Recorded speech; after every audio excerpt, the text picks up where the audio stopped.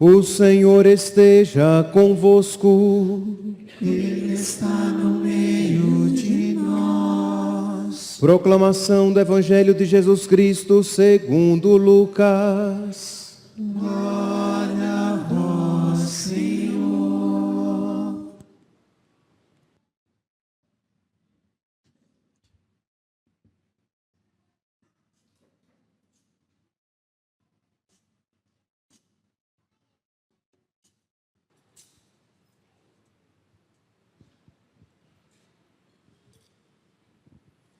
Aconteceu que naqueles dias, César Augusto publicou um decreto ordenando o recenseamento de toda a terra.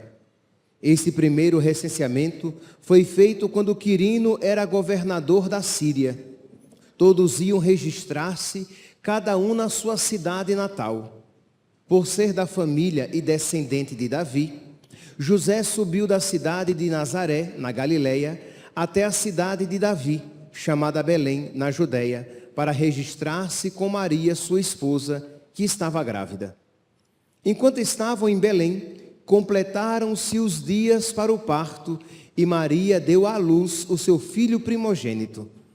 Ela o enfaixou e o colocou na manjedoura, pois não havia lugar para eles na hospedaria. Naquela região havia pastores que passavam a noite nos campos, tomando conta do seu rebanho. Um anjo do Senhor apareceu aos pastores, a glória do Senhor os envolveu em luz, e eles ficaram com muito medo. O anjo, porém, disse aos pastores: não tenhas medo. Eu vos anuncio uma grande alegria, que o será para todo o povo. Hoje, na cidade de Davi, nasceu para vós um Salvador, que é o Cristo Senhor. Isto vos servirá de sinal. Encontrareis um recém-nascido envolvido em faixas e deitado numa manjedoura. E de repente, juntou-se ao anjo uma multidão da corte celeste. Cantavam louvores a Deus, dizendo: glória a Deus no mais alto dos céus e paz na terra aos homens por ele amados. Palavra da salvação. Glória a vós, Senhor. Aleluia. Aleluia.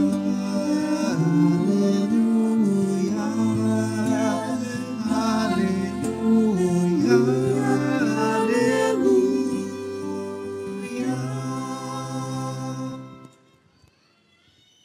Caríssimos irmãos e irmãs, é sempre tocante ouvir esta passagem do Evangelho de hoje, de Lucas, capítulo 2, quando diz aqui que no versículo 7, que Maria deu à luz ao seu filho primogênito, e ela o enfaixou e o colocou numa manjedoura, pois não havia lugar para eles na hospedaria. Não havia lugar para o Filho de Deus nas casas dos homens. E infelizmente, meus santos, não é uma realidade distante de nós. Nós vemos o Natal, hoje é noite de Natal. A igreja, graças a Deus, está cheia, mas a cidade inteira deveria correr para as igrejas para celebrar este dia santo, este santo dia. Mas o que é que acontece? Não poucas vezes as pessoas se esquecem daquele que é o principal. Nós vimos durante o Advento, eu até comentava no início do Advento, que eu via pela cidade e em alguns lugares até do nosso país, árvores e enfeites natalinos de Snoopy, que é um cachorro, do Mickey, que é um rato, de dinossauro, do ursinho Puff, do Papai Noel. Mas eu não via nas cidades, nos shoppings, nos bancos, nas praças, aquele que dá o significado do Natal. E nós então, meus irmãos, somos chamados a fazer esse desagravo. Nós precisamos mais do que nunca colocar Jesus no centro. Ele é o sentido, Ele é o porquê do nosso Natal. E estamos fazendo muito bem de estarmos aqui para que comecemos, para que celebremos o Natal aqui, no santo sacrifício da missa, com o coração cheio de gratidão. Pois bem, nós vamos lançar o nosso olhar para a liturgia da palavra de hoje. Nesta noite santa, a liturgia, ela nos conduz do escuro, da escuridão, à luz, do medo, à esperança, da tristeza, à alegria. Nós ouvimos aqui na leitura de Isaías, nessa belíssima leitura, que eu espero todos os anos para ouvir, nessa noite santa, que diz aqui, no versículo 1, capítulo 9, o povo que andava na escuridão viu uma grande luz. Para os que habitavam nas sombras da morte, uma luz resplandeceu. Que alegria! O povo que andava nas trevas viu uma luz. E São Lucas vai dizer que essa luz é uma pessoa encarnada, é um menino deitado na manjedoura. É esse o motivo então, meus irmãos, de nós desejarmos uns aos outros Feliz Natal. Porque nós sabemos que brilha na escuridão do mundo uma luz. E mesmo para aqueles que andam em meio a esta escuridão, nós podemos ver essa luz que encherá o nosso coração de alegria. O que é que diz aqui o profeta Isaías? Ele vai dizer que versículo 2, fizeste crescer a alegria e aumentaste a felicidade, todos se regozijam na vossa presença. E se nós olharmos o contexto histórico em que este texto foi escrito, era um contexto de tanto sofrimento, mas o profeta, ele fala de uma alegria que virá. E o interessante, meus santos, que ele nem sequer imaginava que a alegria era essa que chegaria. Ele pensava em um rei. Ele pensava aqui em Ezequias, num rei que viria. Mas o verdadeiro rei é Jesus. Ele é que viria. Ele é esse menino a respeito do qual ele profetiza sem saber. Versículo 5.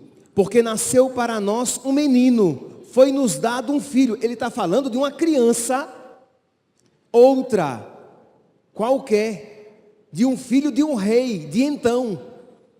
Mas Deus, quando faz profetizar, Deus está pensando noutro menino, no seu próprio filho, que virá para nos salvar. Deus sempre faz mais do que promete. Deus sempre faz mais do que promete. E isso é maravilhoso. Nós temos, a experiência que nós temos nós sempre temos expectativas maiores do que a realidade. Não é isso? Você vai viajar para um lugar, você espera, você imagina, é bom, mas depois até enjoa. Você preparou a ceia, aí tem aquele prato que você está pensando em comer, vai ser bom, mas depois de um prato, pode até vir um segundo prato, crente aos pais, mas no terceiro você já não aguenta mais. Passou. Mas com Deus, quando Deus realiza, sempre ultrapassa todas as expectativas. Pois bem, o profeta aqui dizia o quê? Porque nasceu para nós um menino, foi nos dado um filho. Ele traz aos ombros a marca da realeza, mas era uma realeza humana que ele pensava, não na realeza divina. O nome que lhe foi dado é Conselheiro Admirável, Deus Forte, Pai dos tempos futuros, Príncipes da paz, grande será o seu reino. Meus irmãos, que alegria celebrar esse Santo Natal com esta palavra que deve nos inspirar a todos, isto é, a luz nasceu na noite. Para o povo que andava nas trevas, viu uma grande luz. Deus não espera amanhecer para enviar a sua luz. Deus rompe a noite com a sua luz. Deus não espera as trevas desaparecerem para que a sua luz venha. Ele destrói as trevas com a sua luz. E aqui apliquemos para as nossas trevas. Todos nós temos trevas. Dificuldades, doenças, tristezas, decepções, inseguranças. Todos temos alguma experiência de treva. A morte é uma experiência de treva duríssima. Mas a palavra de Deus enche o nosso coração de esperança, porque diz o quê? Que nenhuma noite, nenhuma treva, nenhuma escuridão será definitiva. Haverá uma luz.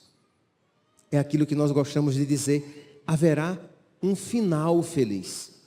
Daí vem toda a liturgia de hoje, o salmo de hoje, o salmo responsorial. Hoje nasceu para nós o Salvador, que é Cristo Senhor. Isto é, o final será bom, boníssimo, feliz, felicíssimo. Por quê? Porque nasceu para nós um Salvador. Deus entrou na história, nós não estamos sozinhos, nós não estamos ao léu, entregues à própria sorte. Deus entrou na história. Esse mundo tem um rei e ele rege este mundo com as suas pequeninas mãos que nós podemos contemplar na manjedoura. Ele rege o mundo com simplicidade. Aquele pequenino menino já é rei do universo. Pois bem, e é por isso então que o nosso coração se enche de alegria. Segunda leitura de hoje, retirada da carta de São Paulo a Tito. A graça de Deus se manifestou, trazendo salvação para todos os homens. A palavra graça significa o quê? A bondade de Deus se manifestou. A misericórdia de Deus se manifestou. Os bens gratuitos, os presentes de Deus se manifestaram. Isto é, Deus benfazejamente se manifestou. E isso enche o nosso coração de alegria. E é por isso então, meus irmãos, que nós temos esse costume de enfeitar nossas casas, praças, igrejas, com tantas lâmpadas. Por quê? Porque para nós é uma noite cheia de luz, porque o nosso Salvador entrou na história. O Natal é isso. É Deus que vem nos visitar. Não é bom receber uma visita de uma pessoa querida? É sim. É maravilhoso. Eu lembro quando vinha uma pessoa muito querida visitar a minha família, como nós gostávamos. Como toda criança, às vezes um pouquinho interesseira, o familiar que vinha trazendo presentes. É claro, né? A criança fica naquela expectativa para que a visita chegue, porque a visita vem trazendo presentes, vem trazendo dons. É isto que a palavra está dizendo. Deus, a graça de Deus se manifestou. Ele vem, ele entra no mundo e ele traz muitos presentes, muitas graças. Dentre elas, a maior de todas, a si mesmo. A si mesmo ele se dá a todos nós. E ele faz uma troca inimaginável. Ele pega a nossa pobreza para si e dá para nós a sua riqueza. Como diria São Leão Magno, ele nos enriquece com o seu empobrecimento. Ele entra pobre neste mundo, desprovido de tudo, e neste ato de entrada no mundo, ele nos enriquece a todos. Então vamos lá, meus santos, pedir a nosso Senhor que Ele ilumine os nossos olhos, pedir a nosso Senhor que Ele nos encha com esta sabedoria, que Ele nos encha com essa fé, para que nós nos alegremos neste dia. O Natal é um dia felicíssimo, pelo amor de Deus. Tiremos, expurguemos, afastemos de nós aquela ideia de quem não compreendeu o que é o Natal, quando diz, eu não gosto do Natal. Como? Como você não pode gostar do dia que Deus entra na história, Deus entra no mundo, trazendo graça, bênção e salvação? Como você pode dizer que não gosta do Natal, quando é o dia em que a luz entra e rompe a escuridão e as trevas? Como você pode não gostar do dia em que a salvação, que se manifestará plenamente, mas já começa a brilhar para nós? Nós sabemos que, independentemente dos acontecimentos, o final vai ser bom, o final vai ser boníssimo, o final será feliz, o final será felicíssimo. É isso, meus irmãos, o que nós estamos celebrando. É verdade que no Natal nós trocamos presentes, que no Natal nós fazemos a ceia, que no Natal nós, quando possível, vestimos uma roupa nova, uma roupa diferente, mas o Natal, que no Natal nós nos reunimos em família. Tudo isso é bom, mas nada disso é o Natal. O Natal é Deus que entra no mundo. Se você tem consciência disso, tudo mais tem significado. Mas se você esqueceu o principal, tudo mais perdeu o valor. Recobrar este significado, recobrar esta fé. Por quê? Porque vocês vão ver pelo mundo, pela cidade, árvores enfeitadas, casas iluminadas, shoppings iluminados e enfeitados, mas se esqueceram do que é verdadeiramente o Natal. Pois bem, então neste primeiro ponto, nós olhamos para esta luz que rompe as trevas, que entra no mundo, trazendo salvação e alegria. Mas eu também gostaria de meditar um segundo ponto, que de alguma maneira o evangelista ele nos desconcerta. Isto é, Deus entra no mundo na humildade. Ele não nasceu no palácio. Ele fugiu dos aplausos. A palavra, Isaías tinha profetizado que ele seria grande. Quais são aqui os adjetivos? Vamos lá, vamos voltar aqui. Isaías capítulo 9, versículo 5. Porque nasceu para nós um menino, foi-nos dado um filho, ele traz aos ombros a marca da realeza. Lembra? Ele está falando aqui de Ezequias, do filho de um rei, do rei Acás. Este menino aqui em questão nasceu onde? Num palácio. Mas quando Deus entrou na história, ele nasceu onde? Numa estrebaria. Ele foi deitado onde? Num coxo. Então, esta palavra, que historicamente foi aplicada a Ezequias, mas verdadeiramente se aplicava a Jesus. Mas quando ele veio num caminho tão humilde, tão inesperado. Não era de se esperar que o Filho de Deus assim nascesse. Mas ele nasce fora dos palácios, ele foge dos aplausos, ele não aparece aos grandes do mundo, aos poderosos do mundo. A quem é que os anjos anunciam a sua chegada? Aos pastores. Lucas, capítulo 2, versículo 10. O anjo, porém, disse aos pastores: não tenhas medo, eu vos anuncio uma grande alegria, que o será para todo o povo. Essa alegria é para toda a humanidade. Hoje, na cidade de Davi, nasceu para vós um Salvador, que é o Cristo Senhor. Essa é a grande alegria. Mas essa alegria foi anunciada aos pastores e não aos poderosos. Ele não aparece grande. Seria de se esperar que Deus, vindo ao mundo para salvar o mundo, que ele já viesse grande, forte, crescido, adulto, revestido de sua majestade. Mas ele vem pequenino, frágil. Não é desconcertante que Deus, o Todo-Poderoso, tenha precisado ser defendido? Ele precisou, como toda criança, ele precisou ser defendido. Ele que criou todas as coisas, ele precisou ser aquecido. Ele precisou do colo, do seio da Virgem Maria. Ele que nos sustenta no ser, precisou ser alimentado e aprender a caminhar. Então é uma realidade que deve nos encher de espanto e gratidão.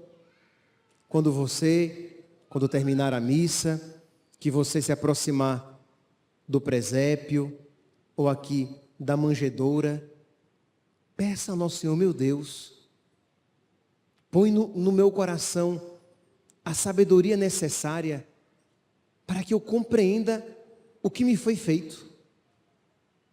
É tão triste. Os casais talvez saibam muito bem o que é isso. É tão triste quando uma das partes, seja a esposa fazendo para o marido, ou o marido fazendo algo para a esposa, e a outra parte recebe aquilo com indiferença, com distância, frieza e ingratidão. Você fez algo com tanto amor e a pessoa nem sequer agradeceu. Não é triste? É triste.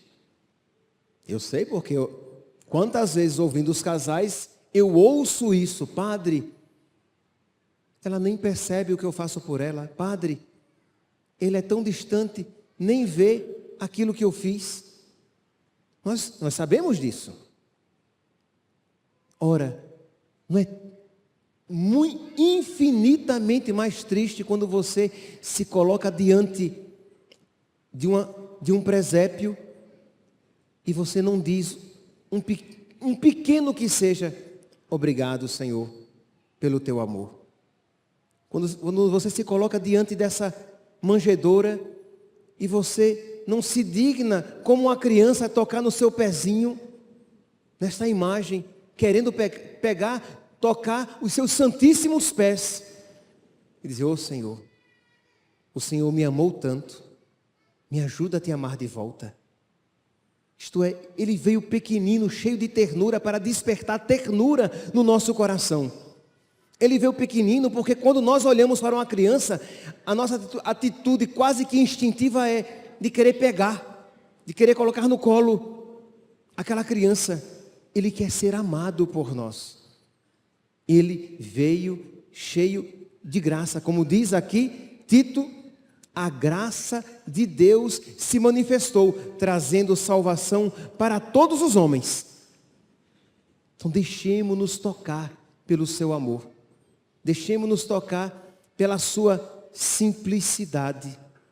Tenhamos nós também um coração semelhante ao seu. Ele entrou no mundo na humildade, porque a humildade é o caminho para o céu, vai dizer São João Crisóstomo.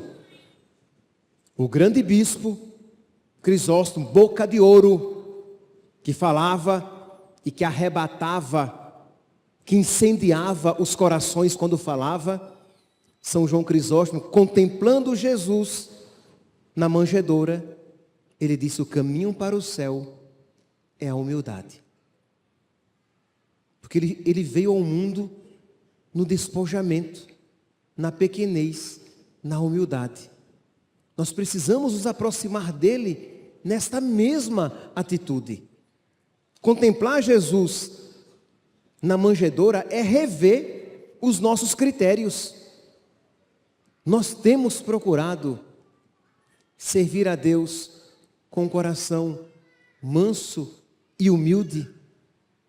Nós temos lutado na nossa vida, nas nossas relações, nos nossos relacionamentos familiares, amigos, no trabalho.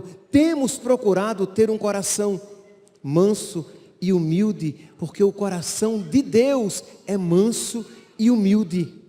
Porque o caminho para o céu é o caminho da humildade, da pequenez. Porque só assim eu poderei encontrá-lo. E só assim eu poderei reconhecê-lo.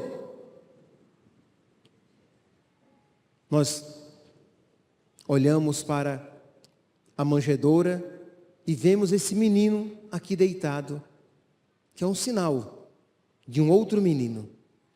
Mas nós reconhecemos Deus neste sinal.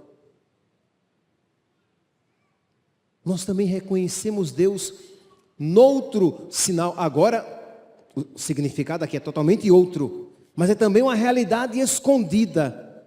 Isto é, nós olhamos para o presépio e precisamos ali ver uma figura do Deus que se fez pequenino, que entrou neste mundo para nos salvar. Mas nós iremos entrar na fila da comunhão, e iremos ver também ali um outro ato de humilhação de Deus, que se faz pão, que se faz vinho, que se faz coisa.